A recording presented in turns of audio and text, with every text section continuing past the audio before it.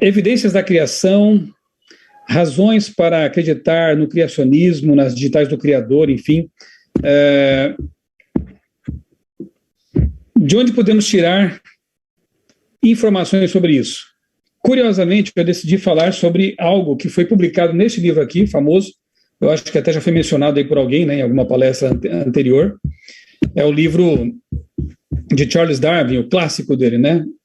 Origem das Espécies.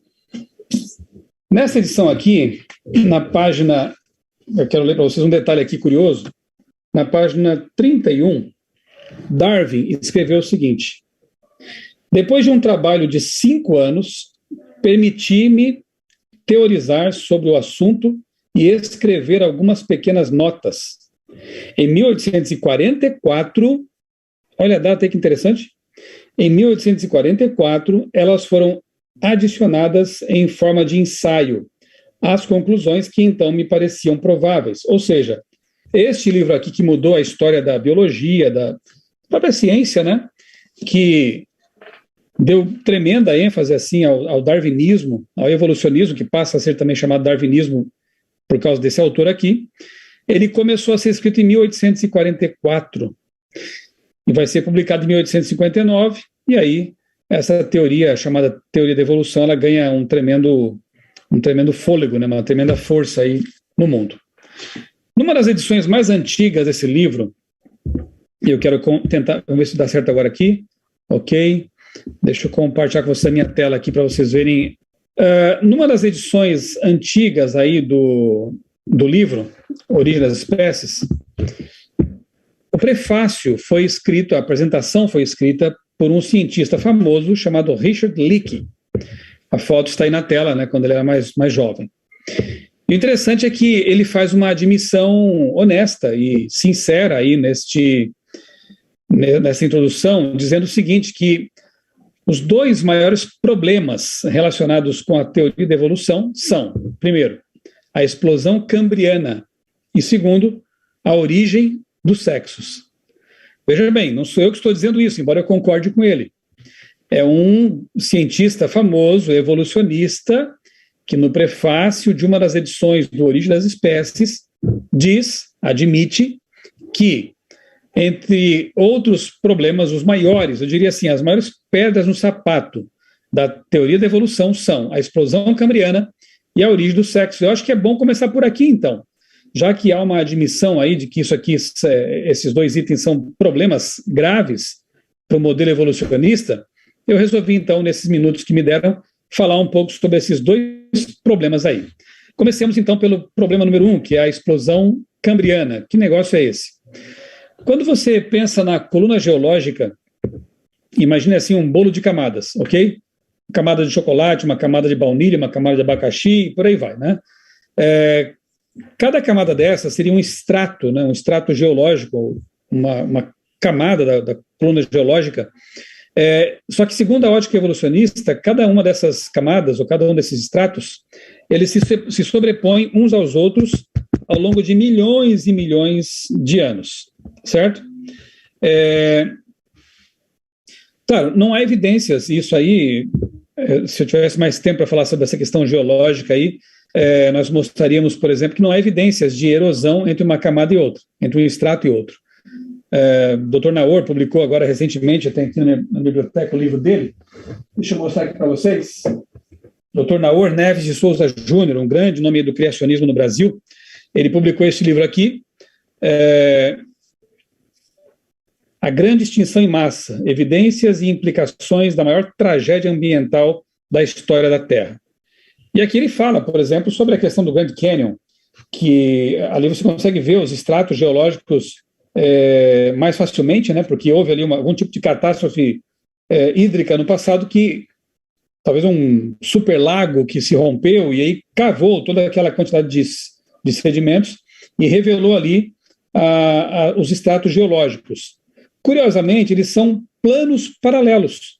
Como eu disse, não há evidências de erosão de um extrato para o outro, o que deveria existir, já que eles teriam ficado supostamente expostos ali às intempéries ao longo de milhões de anos.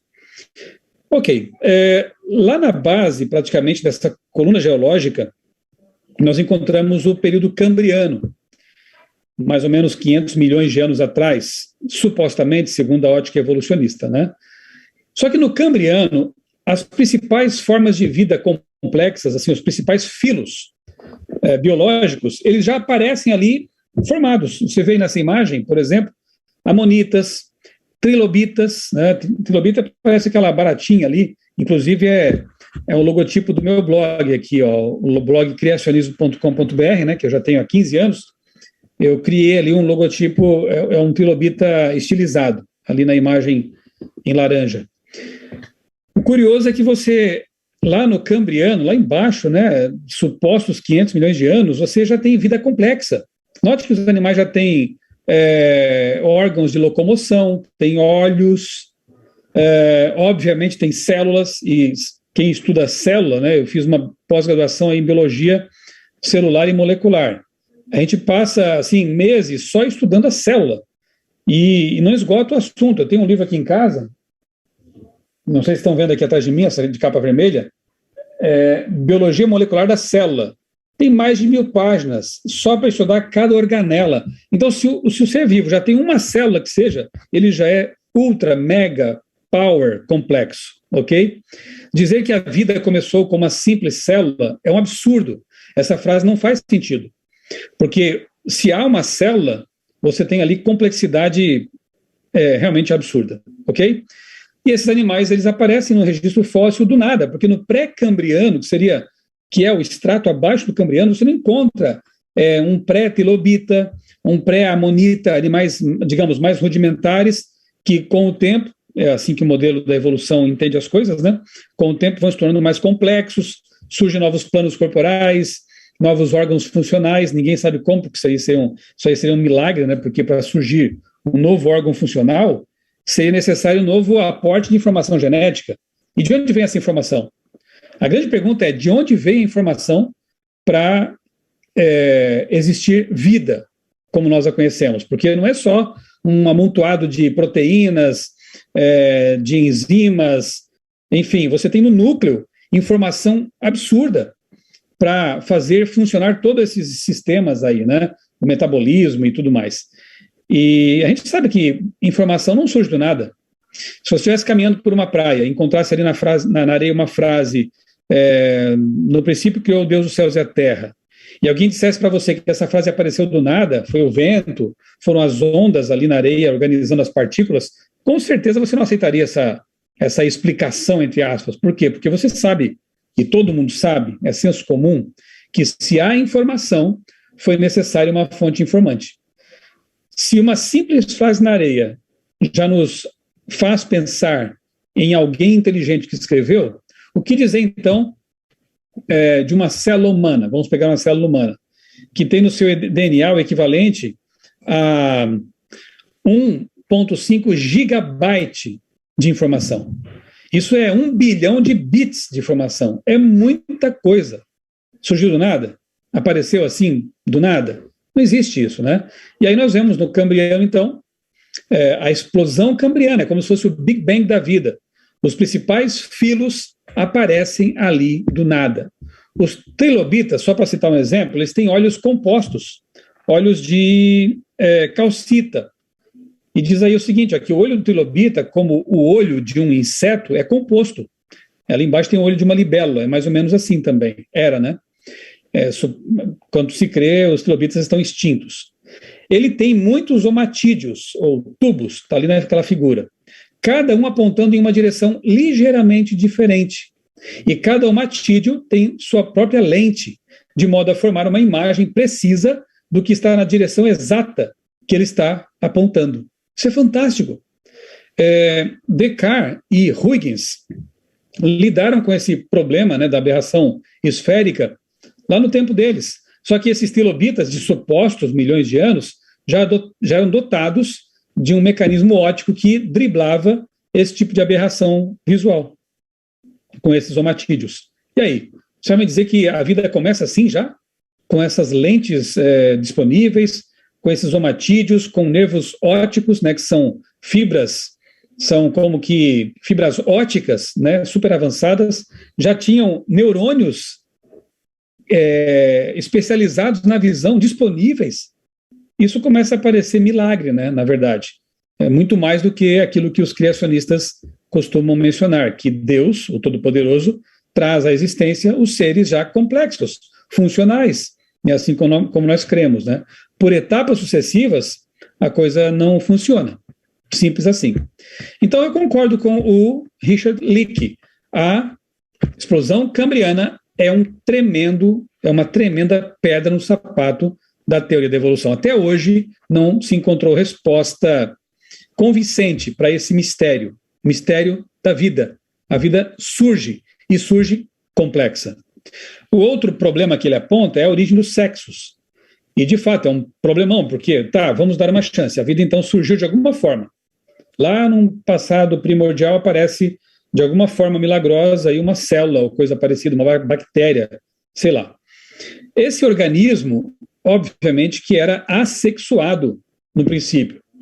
E para que a vida pudesse continuar existindo, ele tinha que ser dotado de algum mecanismo de divisão, né, de uma reprodução assexuada, o que já é muito complicado, muito complexo, porque ele tem que duplicar o seu material genético, as suas estruturas têm que se deslocar, né, para cada lado da célula, para que depois haja uma cisão, né, uma meiose, e então aparecem no lugar de uma, duas, são clones, e assim vai, né?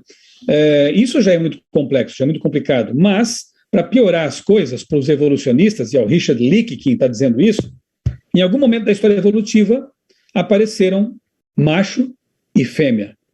Mas, gente, não é tão simples assim, tá? Porque, veja só, para você ter um órgão, o sistema reprodutor masculino, não é uma questão só de anatomia. Novamente, são necessários neurônios especializados na função, hormônios, é o que Michael Behe chama no livro Caixa Preta de Darwin de sistemas de complexidade irredutível. São muitas partes interconectadas para que o sistema funcione. Não dá para aparecer uma parte de cada vez, sendo que elas são interconectadas, ok? Então, veja, só um exemplo aqui, ó. A produção dos espermatozoides, ela é codificada por um gene chamado BOLI, um único gene. Portanto, se esse gene aí não existiu em algum momento, não havia reprodução sexuada, simples assim. Agora, se ele passou a existir por algum milagre qualquer, e se ele tivesse sofrido alguma mutação ao longo da história, suposta história evolutiva, a vida também teria desandado. Um único gene codifica a produção de espermatozoides. Como explicar isso, né? Ok, mas vamos aqui dar algumas chances para a história evolutiva. Então, vamos dizer que, por alguma mutação milagrosa, aparece ali todo um sistema reprodutor masculino funcional. Beleza. Mas cadê a fêmea? De que adiantaria ter um sistema reprodutor masculino sem uma fêmea com a qual haver o cruzamento? Então, ok, uma mutação deu origem ao sistema reprodutor masculino há, sei lá, 200 milhões de anos no passado. Estou chutando aqui as datas, o tempo, ok?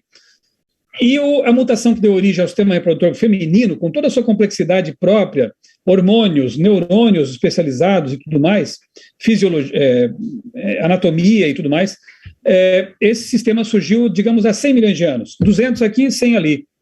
Seria inútil, porque eles nunca se encontrariam para poder cruzar.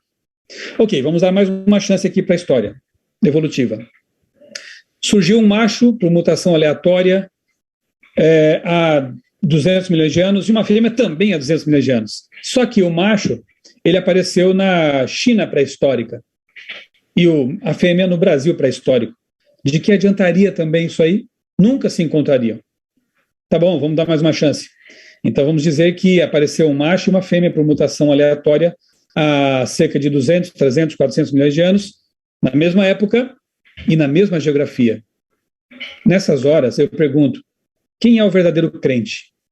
Sou eu, o criacionista, ou são as pessoas que creem nessa sucessão de milagres evolutivos? Porque para o criacionista o relato é simples. E Deus formou o homem e a mulher e disse, cresçam e se multipliquem. Pronto, foi um projeto. E esse projeto funcionou bem desde o começo. Porque o homem e a mulher eram na primeira vez, já compatíveis. Mas a coisa continua complicada, porque, veja, os milagres aconteceram porque a gente deu chance aqui, né? Beleza. Mas aí o que acontece é a fecundação, né? Outro milagre, porque eles misturam o material genético de ambos os sexos e dessa mistura nasce um ser, gera-se um ser, que é ele também capaz depois de se reproduzir. É uma coisa fantástica, né? Enfim, mais um milagre para a nossa listinha. Essa revista aqui, a revista Ciência Hoje, é uma revista séria, científica, no Brasil, e em 2010 eles publicaram uma matéria de capa muito boa, com o título O Desafio da Gestação, por que a mãe não rejeita o feto? Gente, é uma boa pergunta. Por que o corpo da mãe não rejeita sempre o feto, já que metade da bagagem genética daquele feto não pertence ao corpo da mulher? Portanto, a tendência era de o sistema de defesa dela identificar o intruso e destruí-lo, ou expeli-lo, expulsá-lo.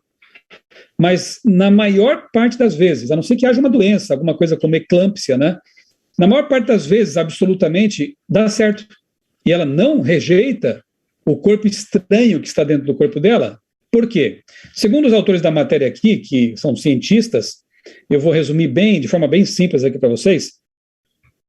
O que acontece é que quando o óvulo é fecundado e ele se fixa à parede uterina, o corpo da mulher identifica isso e envia uma ordem para a produção de um campo de força, chamado placenta.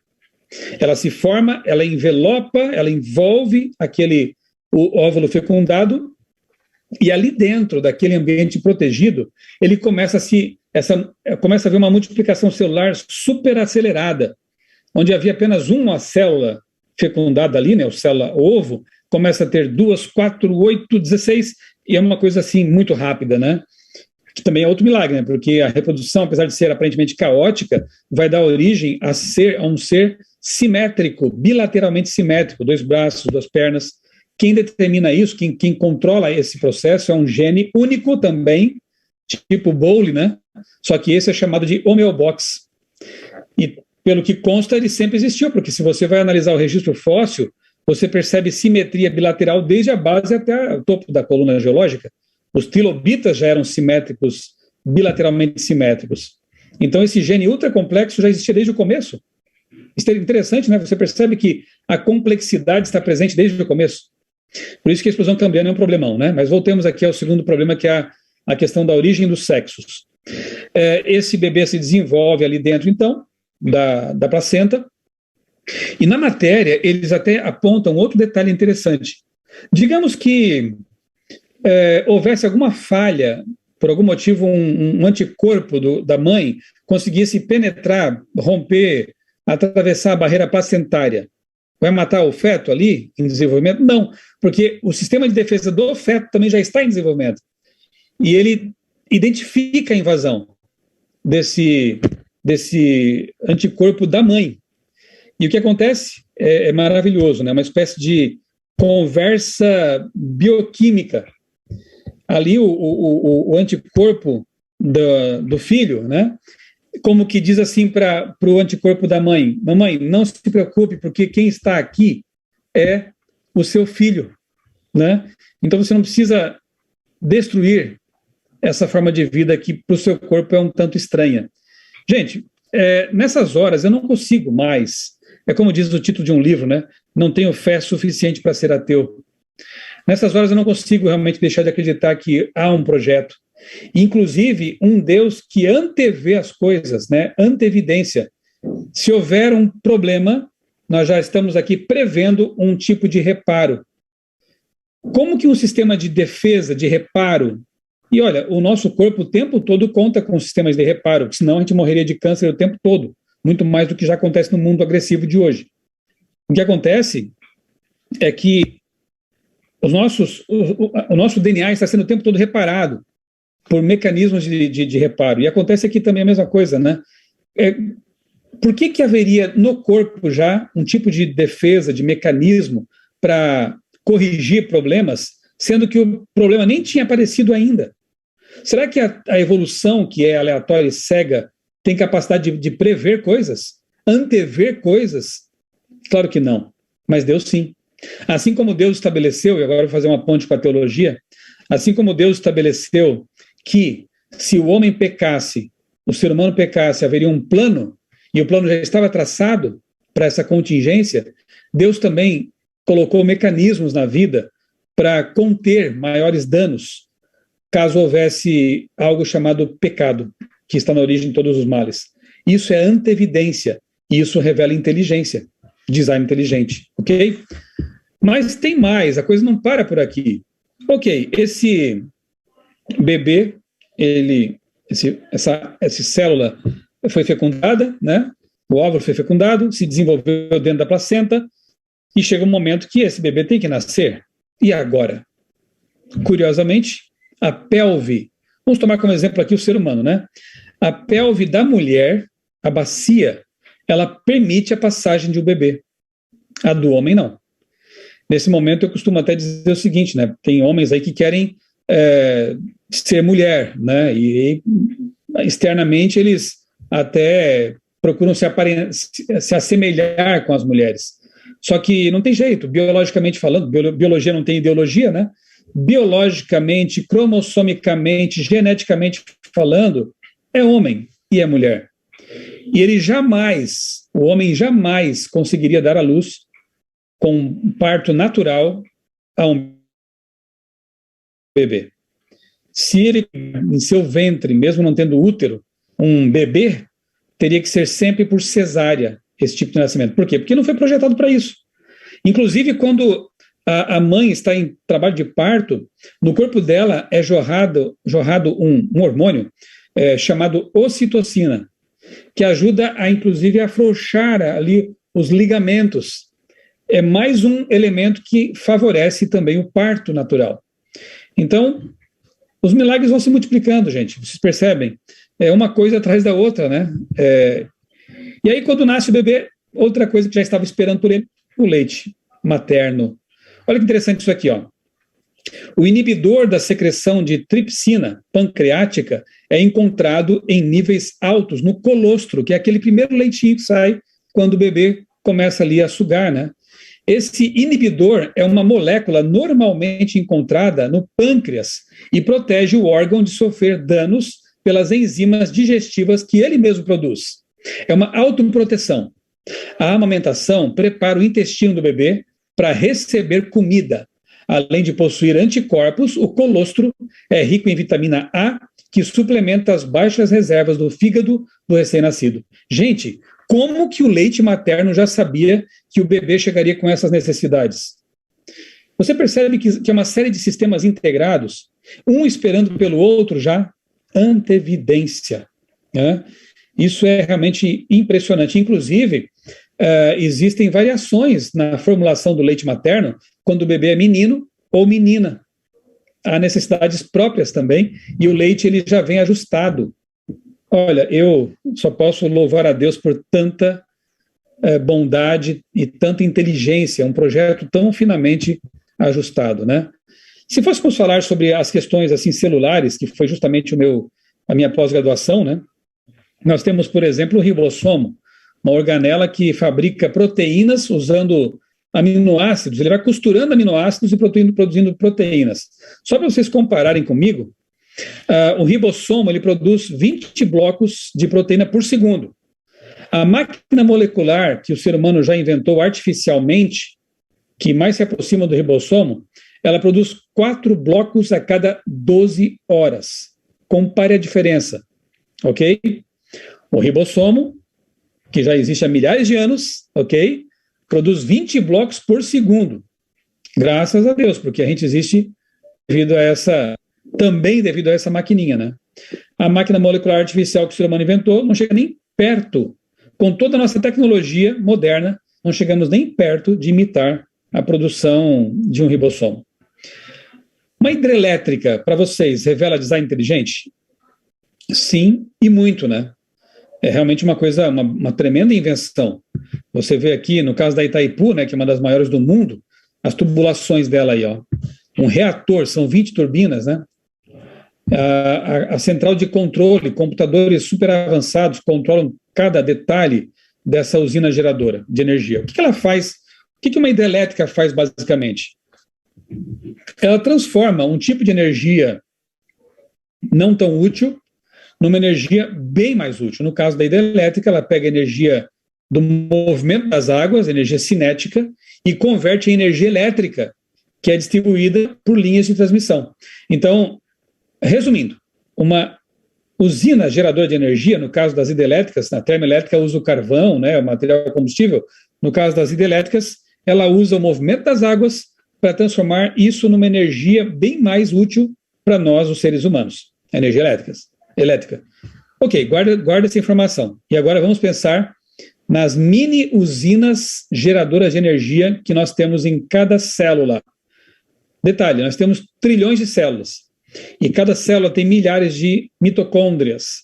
Ou seja, nós temos um número incalculável de mini Itaipus dentro de nós, funcionando para que nós possamos existir, possamos nos locomover, pensar, fazer tudo o que fazemos. O que a mitocôndria faz? Mais ou menos como a hidrelétrica, ela converte um tipo de energia que não é útil para nós, não é tão útil para nós como energia estocada em forma de açúcares, gordura, e transforma essas gordura e açúcares, né, em moléculas de adenosina trifosfato, ATP, que é uma energia ótima para nós, que é o que nos move, na verdade. São pequenas Itaipus funcionando dentro de nós. Claro que não com a energia da água, né, do movimento da água, mas de açúcares e gorduras transformadas em ATP. Só para você ter uma ideia, a gigante Itaipu, ela possui apenas 20 turbinas. Cada mitocôndria possui milhares de turbinas, e cada célula, como eu já disse, tem milhares de mitocôndrias. Ou seja, imagine quantas microturbinas estão agora funcionando dentro de você para que você possa existir.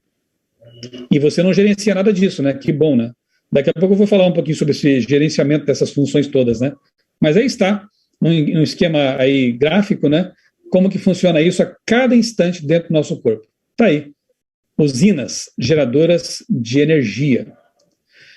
Ok, acontece que as melhores unidades conversoras de energia projetadas pelo ser humano sempre acabam perdendo um pouco dessa energia em forma de calor. No caso das hidrelétricas, quando a energia elétrica é transmitida pelos cabos de transmissão, uma boa parte se perde em forma de calor. No caso da conversão energética dentro do nosso corpo pelas mitocôndrias, também acontece uma perda, entre aspas, de calor. Só que tem um detalhe: quando Deus faz coisas, elas são perfeitas. Na verdade, nada se perde.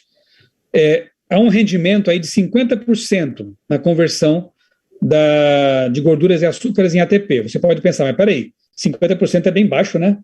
Quer dizer que perdem outros 50%? Não. Esses outros 50% são o que mantém nosso corpo com os 37 graus, mais ou menos ali, que é a nossa temperatura padrão, né? Que é a temperatura ideal para que todos os processos bioquímicos aconteçam dentro de nós. Gente, fala sério, nada se perde. Até aquilo que aparentemente se perde, que é 50% em forma de calor, não é perdido. É usado para manutenção da temperatura corporal. Se fosse mais baixa a temperatura, as reações bioquímicas não aconteceriam. Se fosse mais alta, você tem febre e as proteínas começam a ser degradadas. 37 graus, reguladinho, perfeitinho. Tem ou não tem alguém por trás de tudo isso, gente? Eu poderia ficar aqui agora horas e horas para falar desse órgão que simplesmente é o quilo e meio de matéria mais complexa do universo, o cérebro.